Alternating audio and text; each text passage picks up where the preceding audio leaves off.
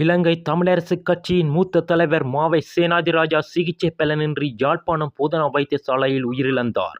1942 October 27 பிறந்த மாவை சேனாதிராஜா தனது 82வது வயதில் நேற்றைய தினம் இரவு காலமானார். மாவை எனும் மாபெரும் சரித்திரம் 60 ஆண்டுகளாக தமிழர் வரலாற்றில் தவிர்க்க முடியாத ஒரு ஆளுமையாக இருந்தவர். சோமசுந்தரம் சேனாதிராஜா எனும் இயற்பெயர் கொண்ட மாவை சேனாதிராஜாவின் பிறப்பிடமானது யாழ்ப்பாணம் மாவட்டபுரத்தில் 1942 ஆண்டு அக்டோபர் மாதம் 27 அவர் பிறந்தார். விமன்காமம் பாடசாலையிலும் நடேஸ்வரா கல்லூரியிலும் கல்வி கற்ற பின்னர் இலங்கை பல்கலைக்கழகத்தில் வெளிவாரி மாணவராக இணைந்து இளங்கலை பட்டம் பெற்றார். இலங்கை தமிழ் தேசிய இயக்கத்தில் செயல்பட்டு 1961 சத்தியாகிரக போராட்டத்தில் பங்கு பெற்றினார். இலங்கை தமிழரசுக் கட்சியின் இளைஞர் அணியில் 1962 இணைந்தார். அதனைத் தொடர்ந்து 1966 முதல் 1969 வரை ஈழத்தமிழர் இளைஞர் இயக்கத்தின் செயலாளராக பணியாற்றினார். 1969 முதல் 1983 வரையான காலப்பகுதியில் இலங்கை அரசால் கைது செய்யப்பட்டு 8 வெவ்வேறு சிறைச்சாலைகளில் மொத்தமாக 7 ஆண்டுகள் சிறையில் கழித்தார். 1972 தமிழர் விடுதலை கூட்டணியின் தமிழ் இளைஞர் பேரவையின் செயலாளராக நியமிக்கப்பட்டார். சேனாதிராஜா 1989 நாடாளுமன்ற தேர்தலில் ENDLF EPRLF டெலோ யாழ்ப்பாண மாவட்டத்தில் போட்டியிட்டு கூட்டணியின் வேட்பாளர்களில் 13வதாக வந்து தோல்வியை தழுவினார்.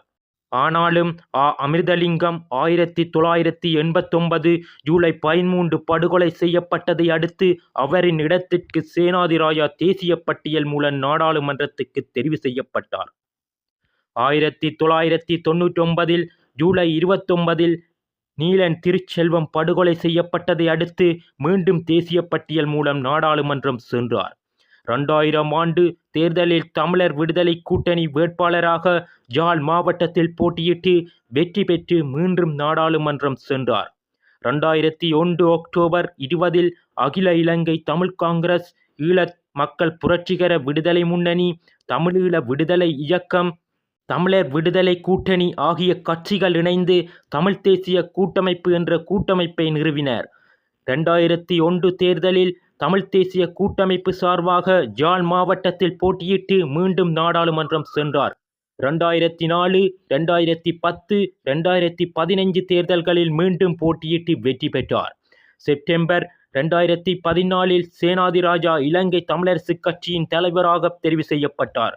நீண்ட காலம் இலங்கை தமிழரசுக் கட்சியின் தலைவராக இருந்த மாவை சேனாதிராஜா தமிழ் தேசிய கூட்டமைப்பின் முன்னாள் தலைவர் அமரர் ராஜவதரோதயம் சம்பந்தன் அவர்களின் பெரும் மதிப்புக்குரியவராக திகழ்ந்தார். தமிழரசுக் கட்சியை வடக்குக்கு அப்பால் கிழக்கில் கட்டியெழுப்புவதில் மாவை அண்ணர் ஆற்றிய பணி யாராலும் நிரப்பப்பட முடியாததொன்று. தமிழரசுக் கட்சியை கட்டி எழுப்ப வேண்டும் என்பதில் மாவை அண்ணனின் பங்கு மிக பெரியது. தமிழரசுக் கட்சியின் மத்திய குழு உறுப்பினர்களின் அண்மைக்கால செயற்பாடு காரணமாக கடுமையான மன உளைச்சலுக்குள்ளாகி இருந்தார். குறிப்பாக தமிழரசுக் கட்சியில் சுமந்திரன் சத்தியலிங்கத்தினால் மனவேதனை அடைந்தார். மாவை அண்ணன் எண்ணியிருந்தால் அண்மையில் சுமந்திரன் அணி கட்சியின் தலைமை பதவியில் இருந்து மாவை அண்ணரை விலகும்படி கூறிய போது அவர் வழக்கு தொடர்ந்து தன் பதவியை தக்க வைத்திருக்க முடியும். ஆனால் அவர் அவ்வாறு நடந்து கொள்ள விரும்பவில்லை. காரணம், தான் வளர்த்த கட்சிக்கு எதிராக தான் ஒருபோதும் வழக்கு தொடுக்க மாட்டேன் என கூறியிருந்தார்.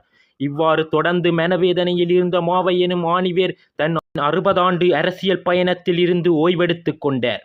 தமிழரசுக் கட்சியின் மூத்த தலைவரும் முன்னாள் நாடாளுமன்ற உறுப்பினருமான மாவை சேனாதிராஜா யாழ் போதனா வைத்தியசாலையில் சிகிச்சை பெற்று வந்த நிலையில் தனது 82வது வயதில் நேற்றைய தினம் காலமானார்.